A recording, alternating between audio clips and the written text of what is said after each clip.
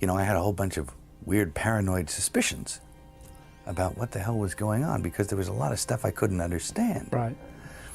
And nobody was really bothering to explain it to me. They don't. And and I formed a bunch of opinions about the town and about the people in it that were like, surely that couldn't be, because a whole place can't be like, you know, Weird Town, you know, where the stranger wanders in and all the people are in the bar and they all shut up when he looks at them, and and they tell you don't go into the house on the hill, and it's like that. And then you go away and you think, no, I was wrong. I mean, that's insane thinking. I'm paranoid. I imagined that stuff.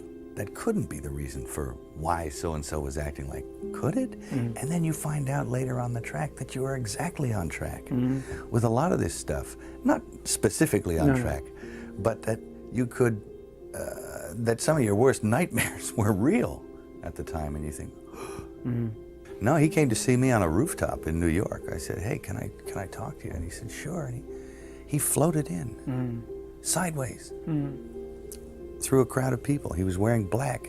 And it was like one of those old vampire movies where they don't walk, but they glide. And he was a dancer, you know, so he has he's very, you know, graceful.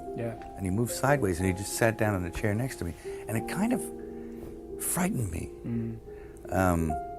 And he's a very smart guy. And we started talking, and I didn't, you know, say much of anything about reading the script, nothing. I just started talking about the Middle Ages, and he began to talk tortures. And we swapped tortures, because I'd read this book on torture, and I tried to recall some of the most heinous things I'd ever read in this book, and he was like, oh, and he'd try and top it. And and my assistant was there, and he left because he couldn't stand it anymore. The air had turned cold. And then he left, and I wanted to leave. And because I knew that I didn't want to work with him.